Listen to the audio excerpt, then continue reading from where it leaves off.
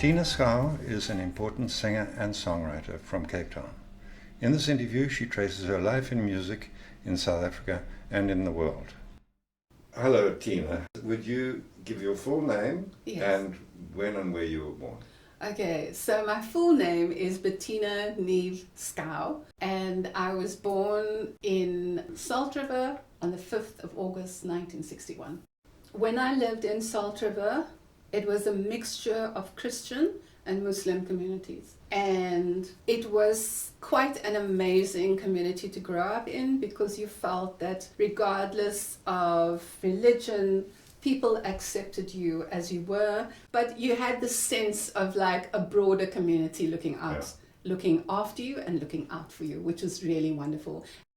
When I was about 10, we moved to Athlone, basically Hazendal. And Hazendal was like a middle class area. And for the first time, my sister and I shared a room. My brother had his own room. My parents had their own room. When we were living in Burns Road, my father, mother, brother, sister, and I lived in one room. And my aunt, uncle, and my two cousins lived in another room in the house. Wow. So it was a huge move for us to suddenly now be in this space where, you know, Janine and I had a room to share. It was a big room. Janine's my sister, and I had a brother, Lee, who was the eldest. Yeah, and I mean, both my parents were extremely hardworking. My mother was a seamstress, so she worked a 9-to-5 job, and then in the evenings, she did her own sewing for private clients up until 12 at night. So there was always people coming in and out right up until that time. And my father was a lithographer, but again, he too worked in the evenings. He was a working musician, so he was gigging either solo or with a band. And what style was he playing? He was a straight hair jazz man. Okay. Loved the bebop. Yeah. That was his thing. And any other music, he just looked down his nose at it. I mean, I mean it sincerely. My father detested any other kind of music. He was a snob. He was a jazz snob, big time.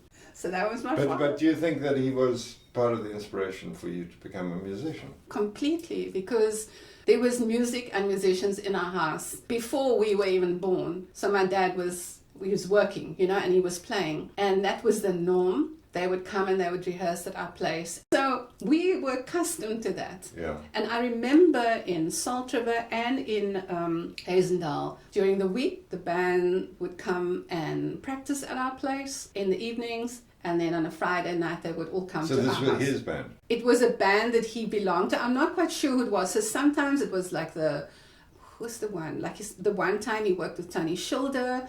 And then he worked, what's Gary Hendricks? And then he and Basil, and I don't know who else, had their own little trio. So it was different groups of musicians that he worked with. And I know my dad also did a lot of backing for Satima Benjamin. And in fact, he told me that he was invited by Dollar to tour with him to the States. And he said, I turned it down because... This is back in the 60s? Yes, he said, because he invited me to go with him to New York. I said, Dad, New York, why didn't you go? He said, no, I wanted to stay home. At that time. So yeah, it was interesting to me. I just remember being a bit confused about why he wouldn't take that opportunity, because he was a really beautiful jazz guitarist. I remember when I was a child, after spending the day running wild, I'd retire to my aunt's room.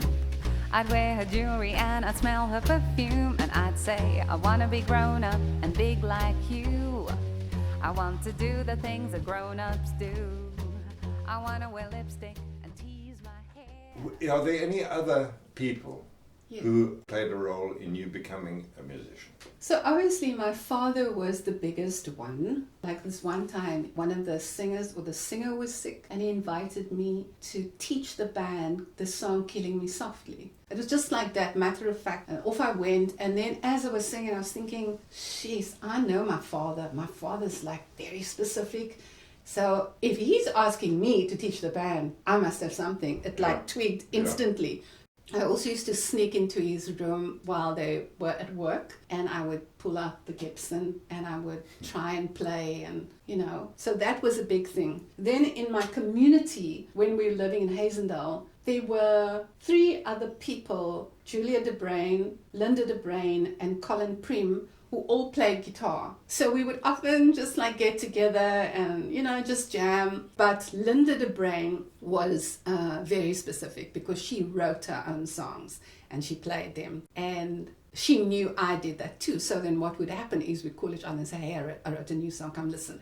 And so there was this wonderful support of each other, Then I'm at high school and there are a lot of kids interested in music. And there's just albums that people are exchanging all the time. Yeah. So it's Joni Mitchell, it's Phoebe Snow, it's James Taylor, it's all the singer-songwriters, it's Crosby, Stills and Nash. And we're sharing stuff with each other. Then there was a group of students who were musicians, and there was no music department. We formed our own little music group. I didn't have a guitar at the time. I think I was 16 when I got my guitar from my dad. But I remember going in and going to sit and listen to these different musicians sitting in school with their guitars and doing beautiful harmonies. I mean, like fucking fabulous. It was like the best thing. We then became this group that met during breaks and everybody would just come. I mean, the room would be packed and people would just be playing and singing. And so that's what made going to school worthwhile. Like, I just remember getting up in the morning and my aunt, who had left to go, I can't remember what year it was, but she had left to go and live in Australia. And she had a little record player, a red one, and she gave it to me. And so then I had probably 2 or 3 LPs, because obviously I didn't have bucks to buy, and my dad was just only buying jazz, And so friends would lend me stuff, and then I remember my cousin got the Tapestry album, and she loaned it to me. Holy mackerel, that one was on the whole bloody day. I didn't have any rest. In my head, I could walk to school from Hazendale through to Silver Times School, Athlone High. And I'd start singing song 1, song 2, song the A side. Everything. I knew it like pat off. By the time I got to school, I'd finished the album. You know what I mean? It was. So I really feel like I had this amazing influences. So it was I remember going on drives with my father. Then we'd listen to Sergio Mendes or Astor Gilberto, Stan Getz, José Feliciano. We'd listen to all these amazing people. And my best was just knowing the melodies, knowing exactly the guitar licks, the breaks. I knew it, I could sing it, because that was how much I loved it. And it was the deepest joy to have that. So coming from that and then coming into Athlone High and having the singer-songwriters now and what that brought. And then it also gave me an avenue for writing, for expression. My family scenario at home was a tricky family scenario because my parents were like all parents. They had their dinner. It wasn't really discussed. So I grew up also finding it really hard to express myself. I found it hard to speak up because I come from a family of you hold things in, you don't express. I think that's why sometimes I have verbal diarrhea. It's just this thing of the relief. And so music was my release valve. Yeah. And so I could write about it and I could sing it. And that gave me permission to express myself. Yeah. So music has been a big healer in my life, really. It has saved me. You don't have to climb a ladder to the sky to pluck a star for me. The smile in your eyes is all I need to see, and you don't have to tie rainbows. When did you first start playing gigs? So when I was at school, because I had been playing for a while and been playing the Carole King songs and Buffy Sainte Marie, and I'd be learning different songs and playing them. And then at school there was one song by Boz Scaggs called We're All Alone. And I became so well known for that song at school. And people got to know me as someone who played guitar, as a singer and guitarist, okay? And so when there were occasions of like someone was getting married or there was there was a party and they wanted someone to play, they would call on me. Because they were, at the time, most of the singers, songwriters were male. I was the only female. So I was always the girl the girl with the boys. And I mean, that's been my whole life, being with musicians. It's mostly boys. I mean, obviously now it's changing so much.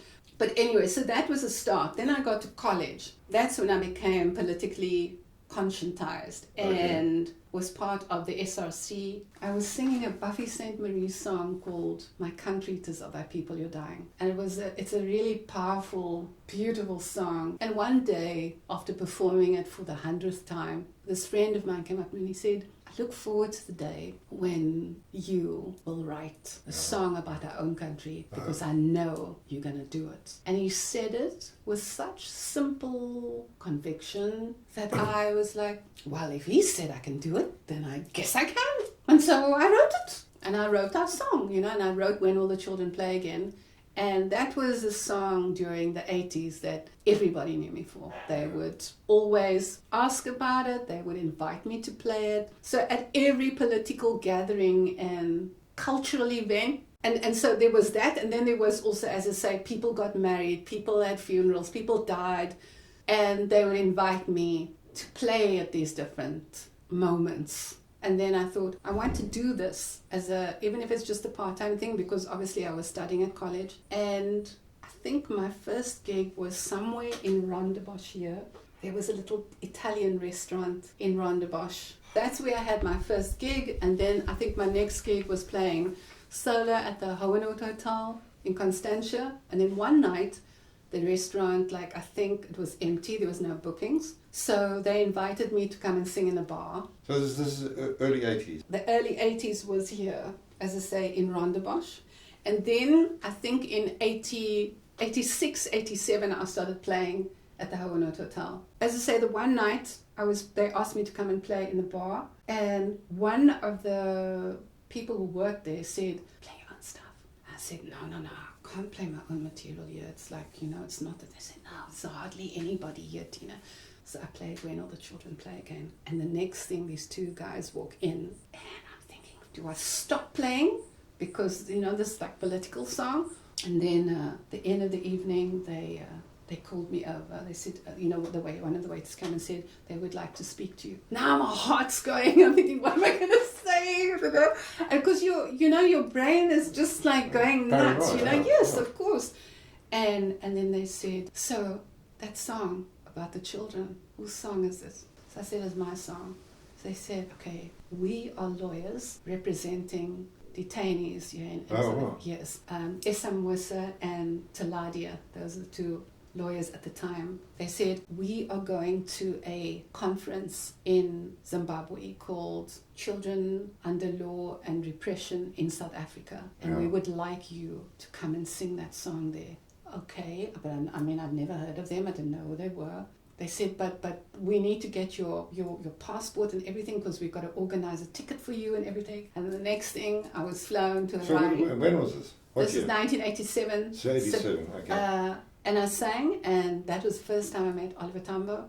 And it was such an honor for me because I played. And at the end of the conference, he wanted to meet me. And then I went up and I went to go and say hello.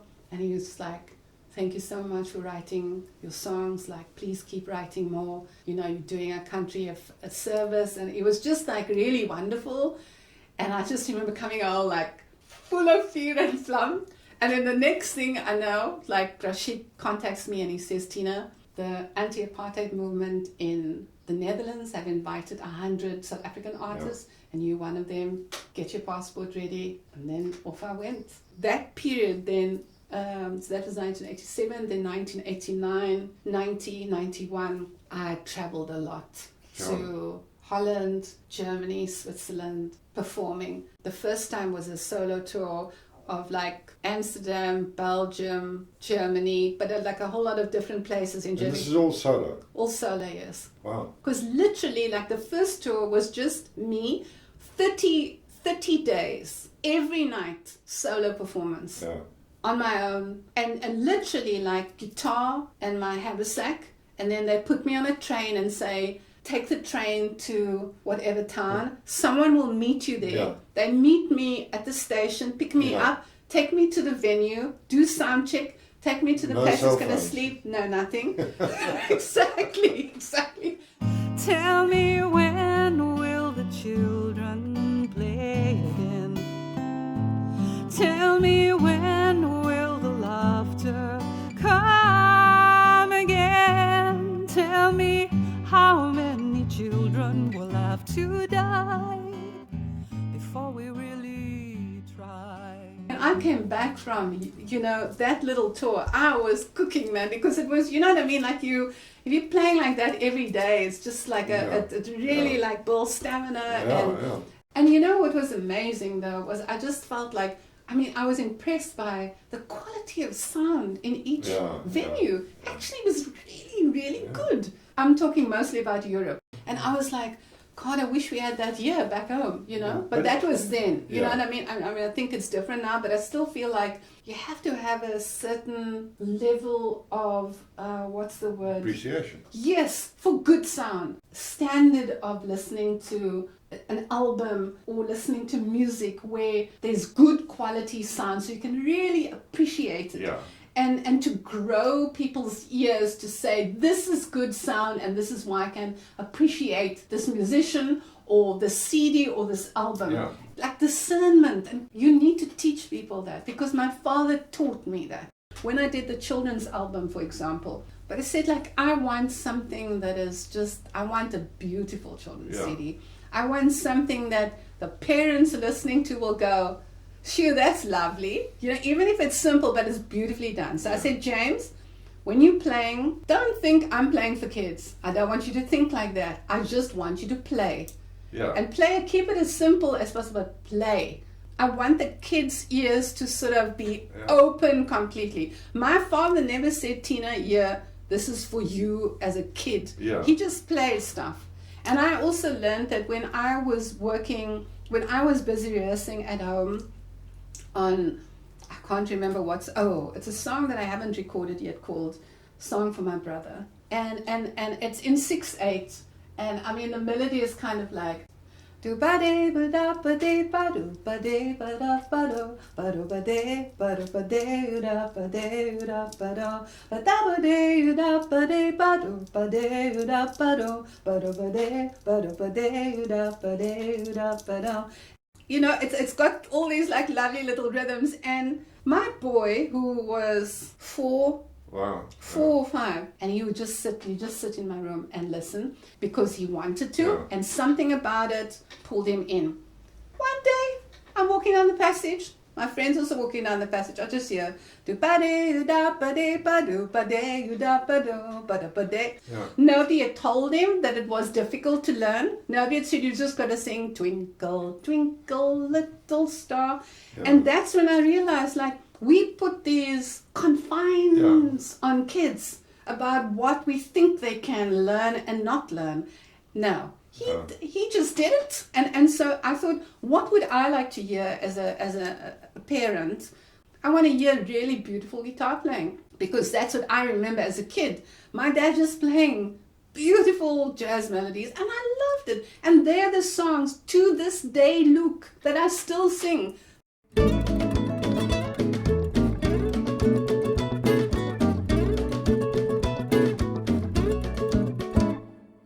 Every night as to bed I stumble, how I moan and mumble when it's time to tumble into my bed.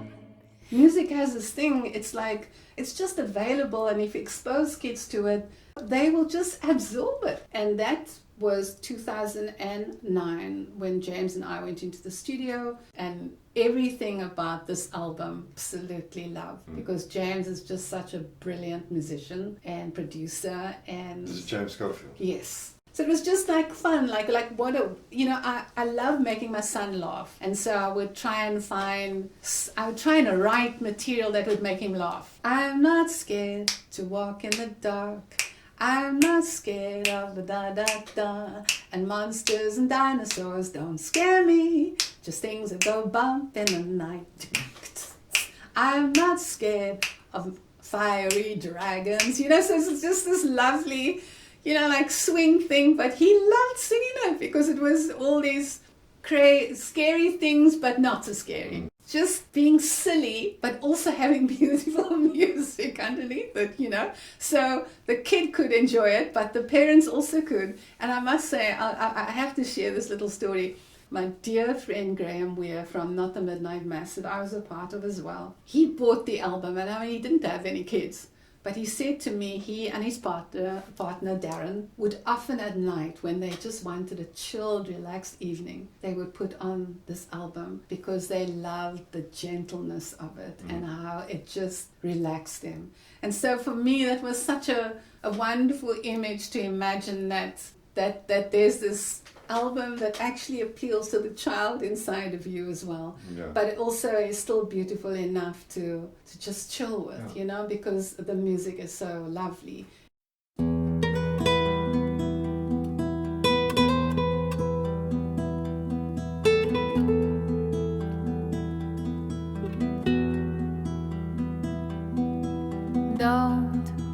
Don't go to sleep tonight.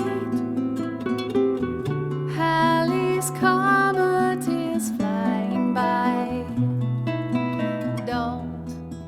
Don't go to sleep. How did your career change over the course of your life, and how did his historic and social events influence your profession and the way you have worked?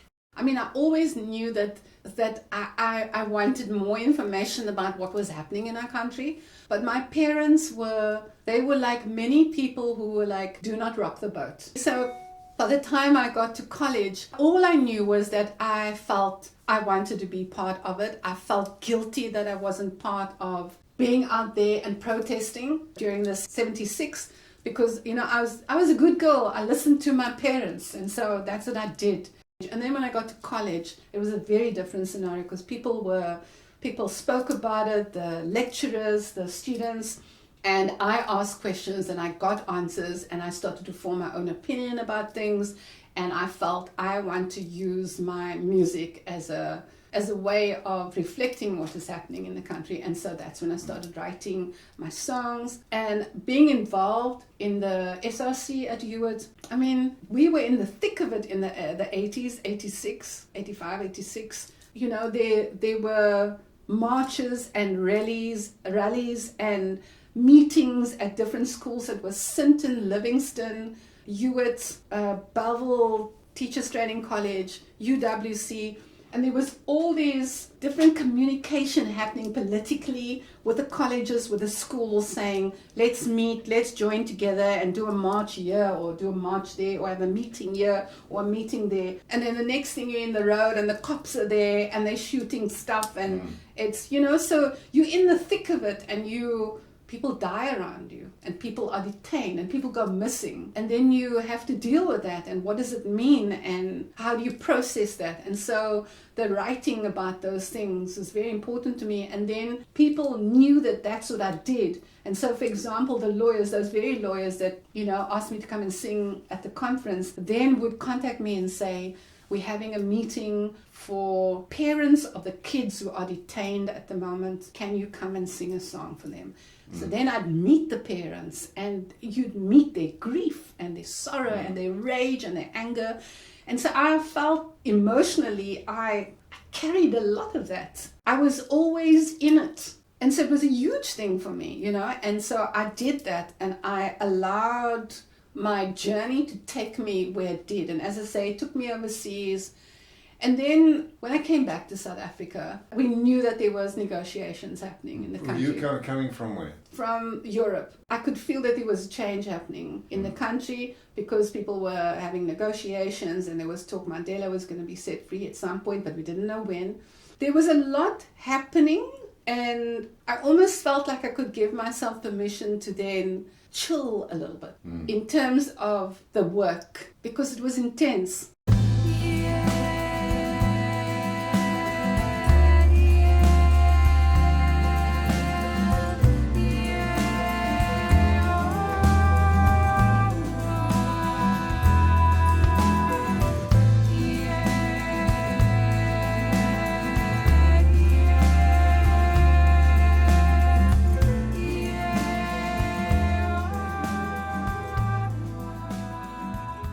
In South Africa here, every weekend I was playing because, as I said, there wasn't a lot of female, there was no female singer-songwriter other than Jenny. Because there was no other female singer-songwriter, guitarist, I was always the one they called. And around 91, when I came back from Europe, I was like, I want to explore the jazz side, because the jazz gene hit me big time. I was like, Dad, I really, really want to explore jazz a little bit more. So we went to go and see Tony Schulder and Basil Moses. And he said, Tina's really keen. So if you have any gigs or can you give her? And I was really lucky, because then I worked with him, worked with Gary Hendricks, worked with Noel Klinkhammer, worked with, all the oldies.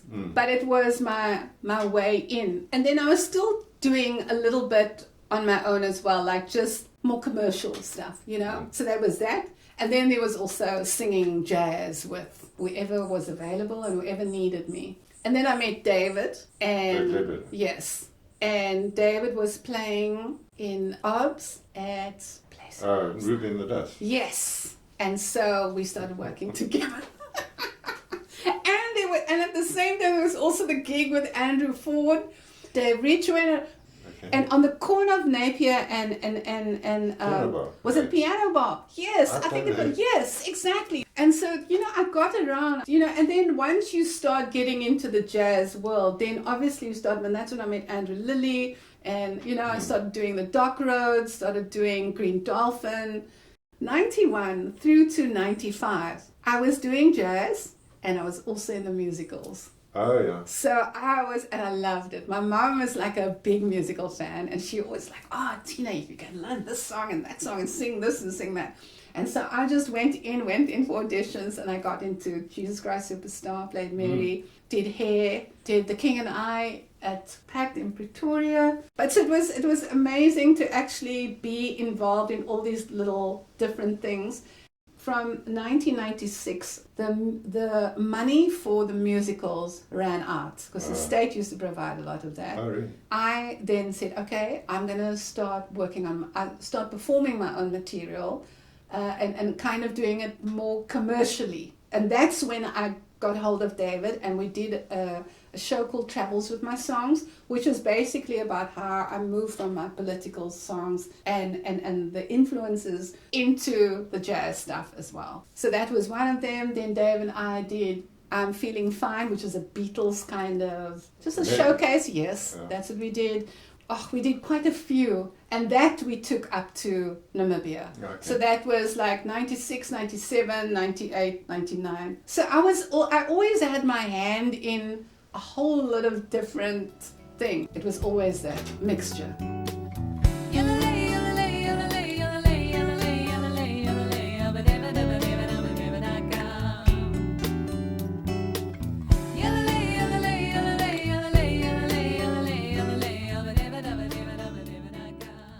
Okay, and when did you start getting into recording your own stuff?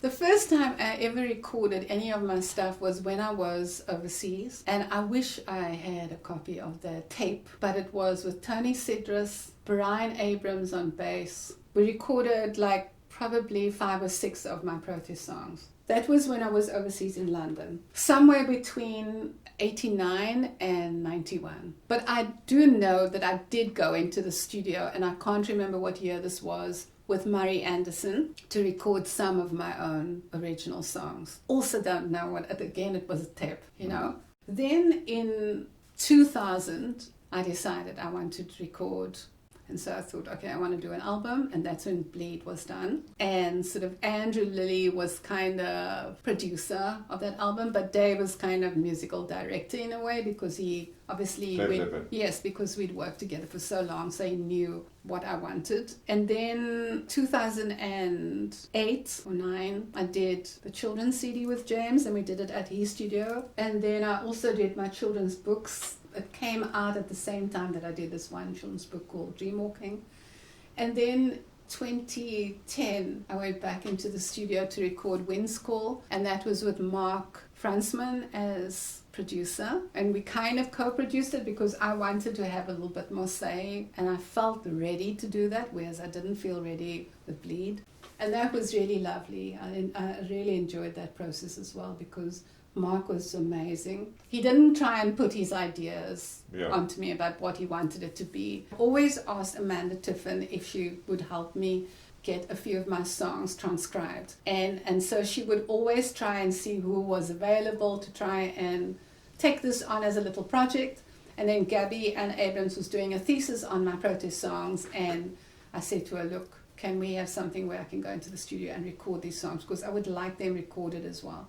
And so Ivan, I don't know what his surname is now, but he recorded it at UCT.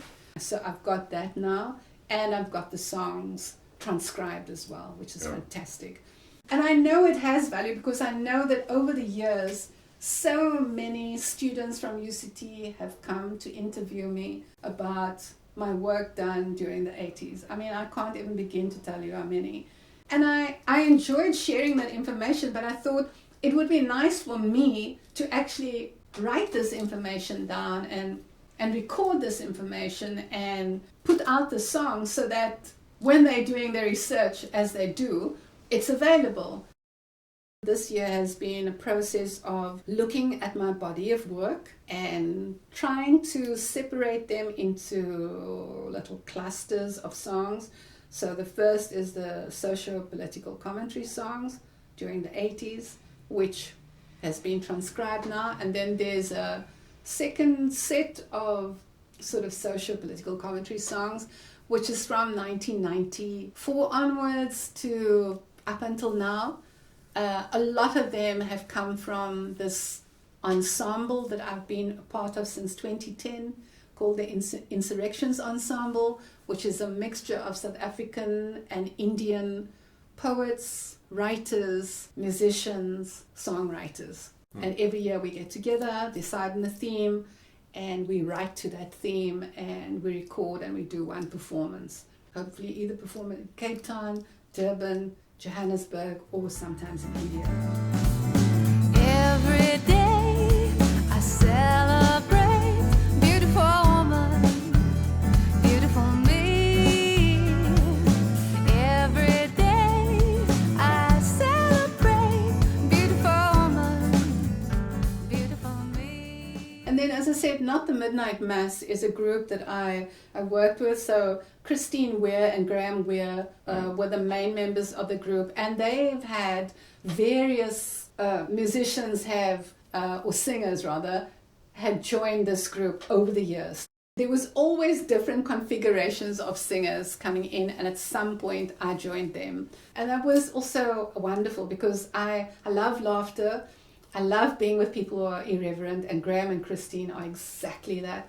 And so we had a fabulous time, and working with them was always a jewel. Are you still gigging? You know, I'll gig with Insurrections when it happens, but as I say, that happens literally once a year. But we get together throughout the year, we'll get together. So people often, like last year, I was contacted by a woman who ran a workshop for people who support caregivers. Maybe it's domestic violence, maybe it's people who are victims of war, you know. So this person is a priest, and she said, I'm inviting a whole lot of these caregivers from different parts of the world, and we're going to give them a week of rest somewhere at a retreat, and I want you to come and do a concert. Up until 94, most of my songs looked out at the political and the public and the struggle out there. After 94, I felt for the first time that I could turn that eye view in and look at my own personal struggles.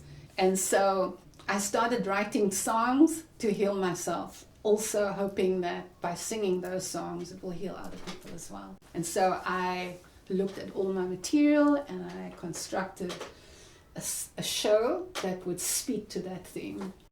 I've had to learn how to undo that toxic pressure that has been put on all of us in society, because you cannot take care of other people or do your work well unless you have taken care of yourself.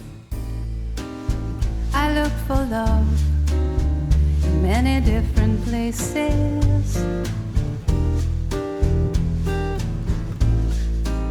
I search for love in the company of strangers. I walk for love. What do you think are the greatest challenges facing musicians, and are you optimistic about the future for music in this country? I think the challenge for musicians is always how to stay true to who you are. As I said, I come from jazz, loved this folk, pop, contemporary, singer-songwriters, love Brazilian music. Yeah. Those are my influences. I can't peel myself from that. Those are my roots. Yeah. And then people are telling me when I'm in the studio at the early phases of my career, but where's your South African roots? So one person said to me, why don't we go into the studio? You've got this song, and I can't even remember what song it was, but we're gonna have some guys coming in doing gumboot dancing to give it an African flavor. And my instinct was, no, that is not authentically me, and I'm not going to pretend. Also made me feel like I wasn't part of this continent that I was born on. You know, I belong here. And so there's also this thing of identity, of like, what makes you who you are. I felt embarrassed that I loved Brazilian music and I loved jazz, but that's what I grew up with. That's what influenced me and influenced the way I wrote. I always felt like I shouldn't be making these choices because it's not African. Yeah. And then at some point I realized, Tina, just be who you are. In fact, Nora Jones came out and she was this jazz, folk, pop. And I was like, oh my God, where have you been all my life? Because that's what I've been doing. Now people have crossed all kinds of genres and nobody looks at it askance. For me, I still feel like people just need to go with who they are and go with that. Yeah. And be okay with that and sit in that. I think for a long time I felt ashamed of what I came from. Who are you? Why do you shadow me? I do not recall a request for company. What's the reason for your daily call? Have we met someone? So my advice is do what it is that you do, love where you come from, play what it is that you want to play, and offer it to the world. But again, sorry, coming back to your questions, very long-winded, to make music your livelihood, it's a hard one. But I think you've got to be very creative as an artist. You need to diversify so that you can earn. So when you diversify like that, there's lots of areas of income. I would just encourage young musicians to just keep doing what is authentically who they are as musicians. That's the only thing that you can do if you choose music as your life. And I don't regret making this choice. I know it's been hard, but it's also been one of the greatest blessings in my life. I've been so blessed by my music, so I'm deeply grateful for the gift that it's been to my life. Well, on that note. But thanks for agreeing to this interview. Hey, no problem. Oh, good to see you again. Thank you so much for doing this work. I mean, it's amazing that you're doing this, Luke. Yeah. I feel like it's so important for the younger ones to know where we came from and what our story was and what shaped us and why we wrote what we did and why we performed, how we performed, and you know, what influenced us. So Yeah. thank you for doing this work because it's so important. I really appreciate you. The sun has gone, the moon is here, wearing stars in her hair. Everyone, turn out your light. It's time to say good night. Good night, teddy bear. Good night, bed and chair.